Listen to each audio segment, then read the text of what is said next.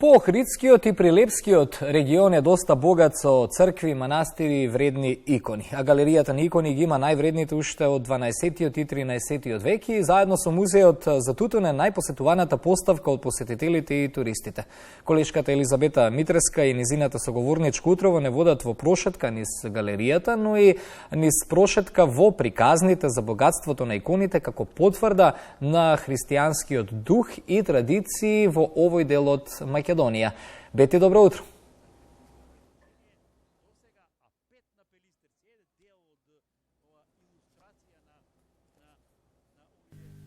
Честит празник, а и на празник и во делник посебно е задоволството да се посети галеријата на икони во Прилеп, која е сместена во некогашното Баба Неделино училиште и заедно со музеот на Тутун е поставка која е најмногу посетувана. Повеќе од 2 децении ја раскажува приказната за неизмерното богатство од Прилепско изложено овде со најстари икони од 12 дури и 13 век. Што се нуди оваа поставка и како ни ја открива приказната, утрово разговараме со Мимоза Христоска, биш кустос во музеот и заводот во Прилеп.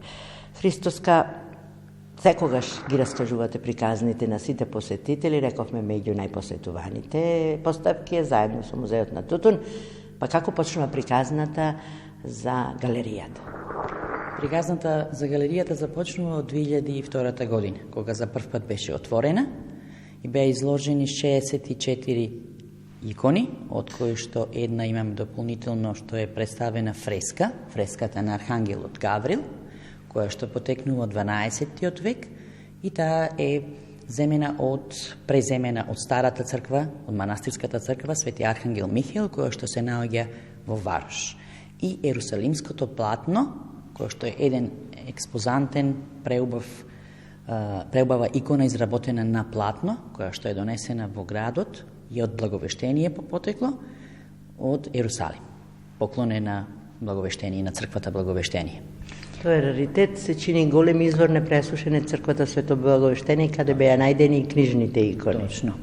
Свето Благовештение е првата градска црква изградена во самиот град во 19-тиот век, која што прилепските еснафи ја градат и таа представува едно многу големо културно богатство на самиот град, напоредно на сите цркви кои што ги имаме по преданијата на Марко Цепенков, 77 цркви кои што ги имаме на опсегот на Варош, на селбата Варош. Овде што се нуди на секој посетител? На секој посетител кога влегува во самата галерија како изложбен простор, представени се икони кои што на друго место немате можност да ги видите. И обично кога влегуваме во црквите, ние влегуваме со поинаков пристап, молитвен пристап. Кога влегуваме во галеријата, имаме изложбен пристап на самите икони.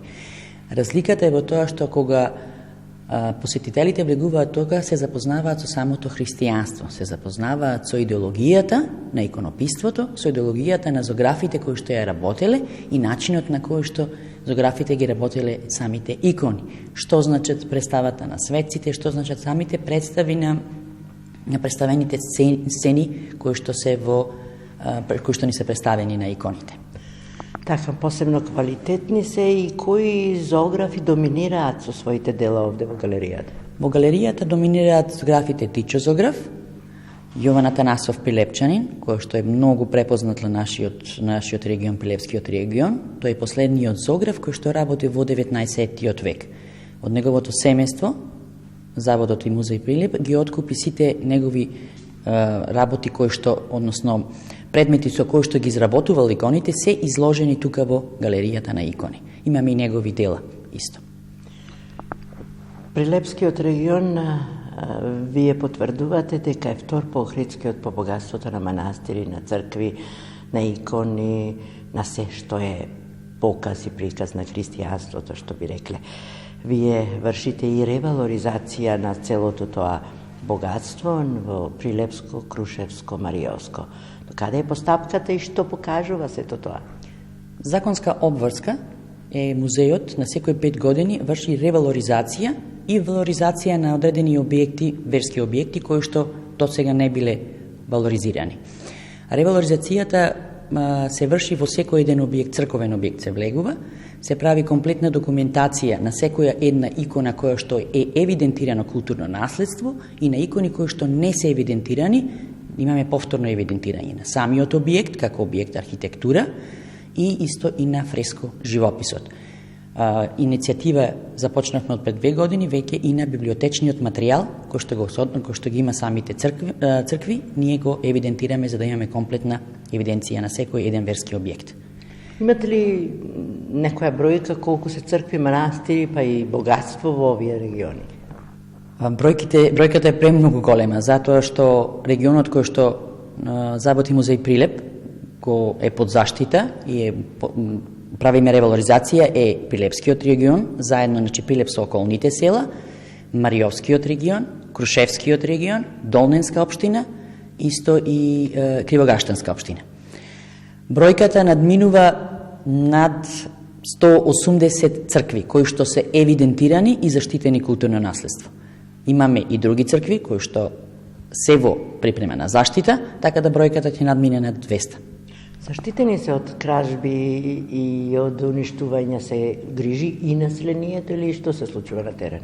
На терен, последниве 10 години можам да кажам дека е многу добра состојбата во разлика претходните години, затоа што сега веќе самите црковни одбори ги заштитуваат црквите со поставување на аларми. И општо свеста на луѓето можам да кажам дека е многу на повисоко ниво, затоа што сакат да се грижат за своите верски објекти, сакат да се грижат за своите христијанство, за својата традиција, за својата култура. Затоа што сепак основата ни е христијанството, основата ни е традицијата, а традицијата и верата се нераскинливо богатство кое што ги имаме ние, македонците. Ке се збогатува ли оваа галерија на икони единствено вако вид би? Да, има иницијатива. Се надевам дека 2025-26 ќе има зголемување на збирката на галеријата на икони, не само со икони и со дополнителни експонати, али дополнително мислам ќе видите известени. Благодарам. Христоска, тоа беше Мимоза Христоска, биш кустос од Прилепскиот завод и музеј и разговаравме за нашето посебно богатство, ненадминливо и нераскинливо со нашата традиција. Галеријата на икони ја посетивме за овој ден. Благодарам. Утрово во живо две јавувања од Прилеп, од Институтот за Тутун и од Галеријата за икони, колешката Елизабета Митреска и колегата Дарко Катушев.